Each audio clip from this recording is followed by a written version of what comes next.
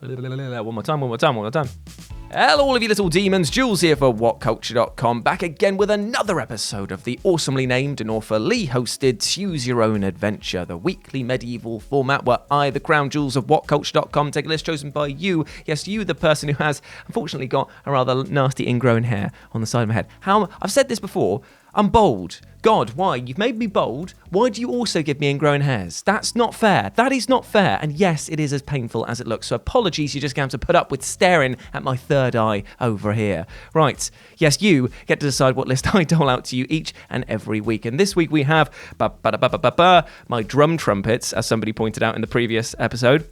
Big Grand, and their suggestion of video games better than the movie that they're based on. Now, here's the thing. Jess actually did a video very recently that covered this exact topic. It was very confusing to see this suggestion come up and then be told by my boss, we've actually already had this one in the works. So what I've done is I've done a sequel to this already. We're doing 8 more, baby. You can't stop this train rolling. So let's get on with this lovely list, shall we? As I'm Jules, this is WhatCulture.com, and these are 8 more video games better than the movie they're based on. And you know the drill by now. Say hi to me here over in the live chat and pop your suggestions for next week's episode down in the comment section below. Now, with that in mind, let's get on with this list, shall we?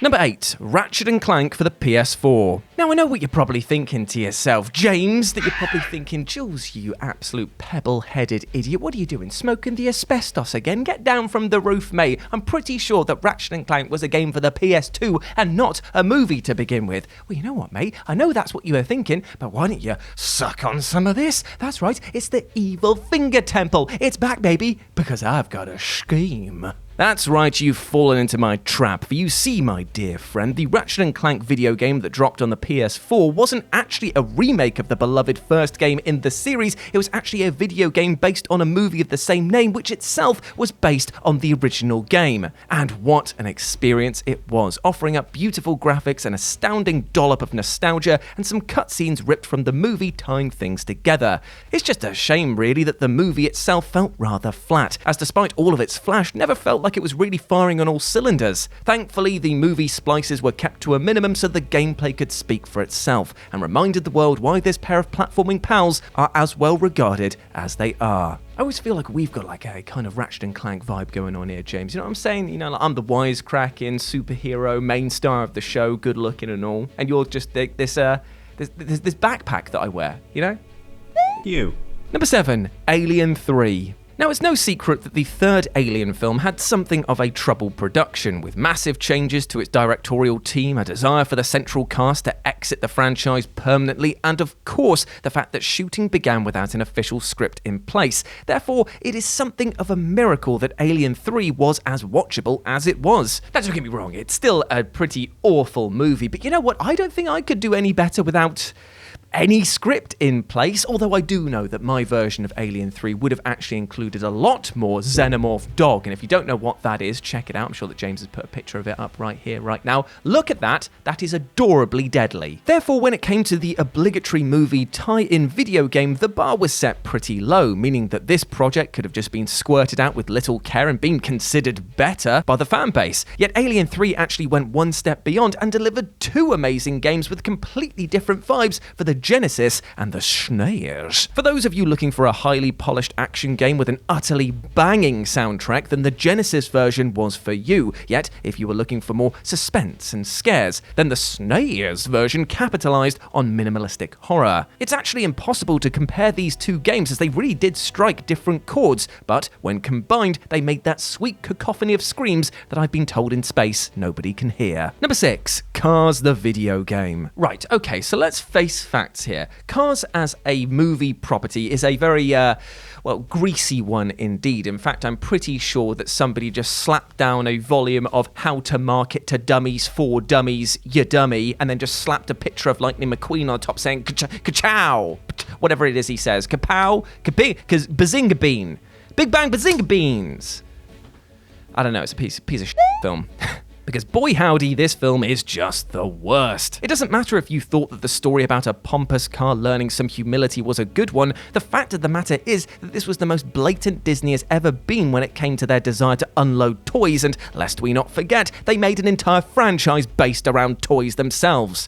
I think it was called like a Capitalist Story or something like that. I forget. Everything from the ground up was designed around an item or a playset to be portioned off and sold to the public. And when coupled with a 3-act tale so thin on material, a ghost looked more substantial, made for one of the weakest Pixar films in years. And yet, the game released alongside this film was actually really decent. This was down to the fact that with such a generic film to go off and such an easy adaptation to work with, because let me just run the numbers on that one. James, let's go to the lab for a second, shall we? Okay, so we've got cars, plus game, carry the 1 equals Cargo Broom Broom Game. So yeah, the devs were basically handed a home run. The fact that they went above and beyond to make the drifting feel responsive and the AI challenging enough to demand your attention really was the icing on a rather oily cake. Number 5, The Mummy Demastered. Okay, so let's face facts. The 2017 Tom Cruise starring The Mummy was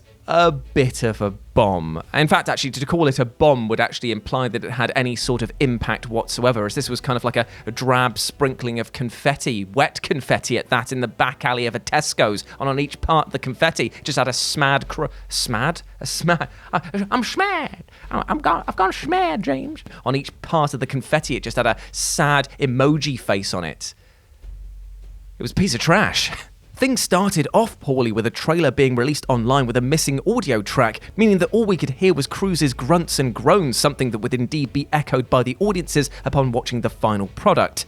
As this was utterly woeful. It was clear that, much like DC had found out prior, that rushing towards an ensemble movie in order to launch a cinematic universe was only ever going to end in disaster. Yet, unlike DC, who had the strength of their characters to pull things back into place, this horror cinematic universe had, Tom Cruise chewing scenery and running away from badly animated ghosts? Yay!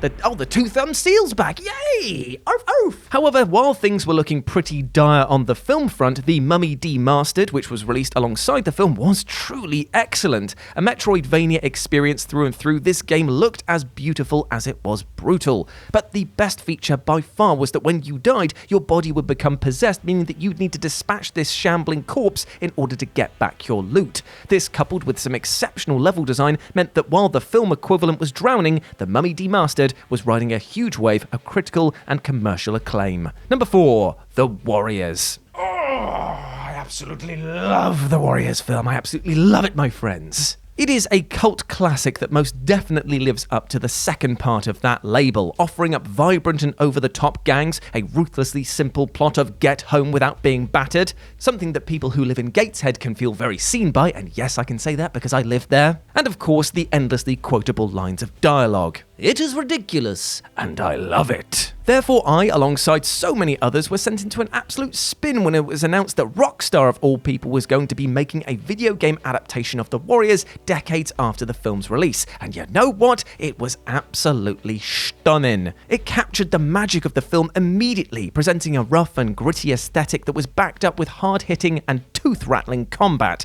Yet, its most surprising touch of brilliance was that the game actually gave us a prequel tale informing players on how the Warriors got started as they split from and then defeated the Destroyers. It could have been a throwaway prologue, but the devs went above and beyond here, elevating the entire IP and expanding upon the characters that we knew and loved. And when you add in all of the hard-hitting combat and a fantastic two-player offering, this game, it absolutely smacks.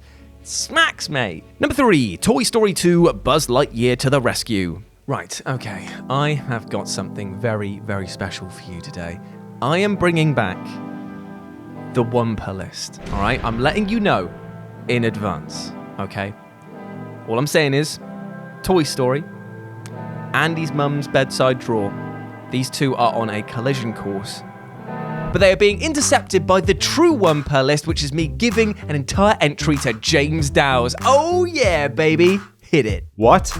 Number 3, Toy Story 2, Buzz Lightyear to the Rescue. Right, so this game is absolutely fantastic. I played so much of it as a kid, and when you've got the film, which is a 10 out of 10 film in itself, from beginning to end, you cry, you laugh, you cry again, because Jessie gets, abandoned in that box.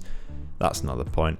The game is just even that little tiny bit better because you play as Buzz and you go around all of the locations that were in the film, you fight the old Prospector, you race against RC, you do everything that you always wanted to do in a Toy Story game, and then some.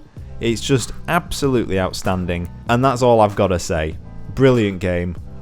Well done. Well done, James. Well done. Fantastic performance. Number 2, Dragon Ball Evolution. So, IGN once called Dragon Ball Evolution for the PSP a piece of trash, a disaster burned to UMD, and that is some pretty serious accolades, let me tell you. And yet,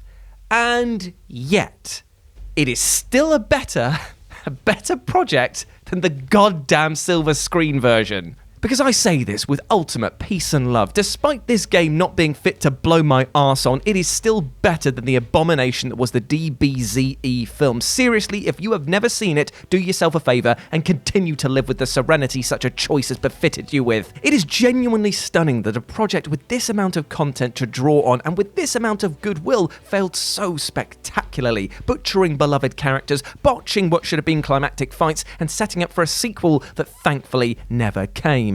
And so, when your fighting game barely works, looks like it was made using assets from the PS2 game A Dog's Life, and is about as deep as a shallow grave, it is still better than Dragon Ball Evolution that came out in cinemas.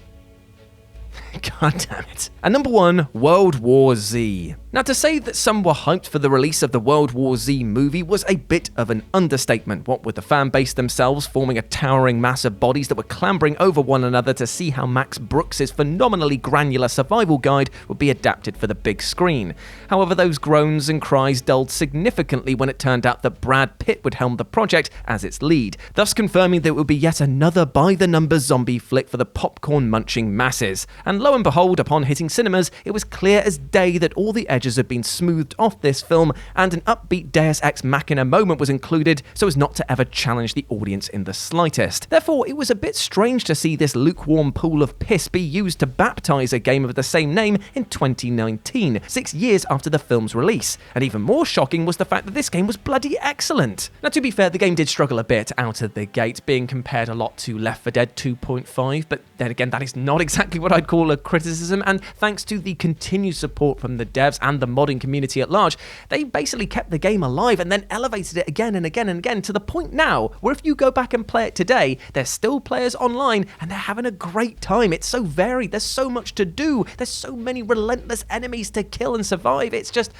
a very fun game. And seeing as Back 4 Blood kind of pulled its own kegs down a little bit, still waiting for that to be rebalanced to be good enough to play and recommend at least, I'm actually finding myself tempted to go back. So yeah, it's a good game, based on a pretty, not so good movie. And there we go, my friends. Those were 8 more video games better than the movie they were based on. I hope that you enjoyed that, and please let me know what you thought about it down in the comment section below, as well as your suggestions for next week's episode. As always, if you want to chat to me further, you can do so over on Twitter at RetroJ with a 0, or you can swing by Live and Let's Dice, where I do all of my streaming outside of work, and it'd be great to see you over there. At the moment, I'm going through WWE 2K22, and we built a character who is a Jacobean ghost called Spooky Ghost, and he is haunting his way to the top in style. Oh yes. Yes, but before I go, I do just want to say one more thing. Hope you're treating yourself with love and respect, my friend, because you deserve all of the best things in life, and do not let anything or anyone else tell you otherwise, alright? You're a massive ledge. Now go out there and utterly smash it. Big love to you. See you next time. Bye.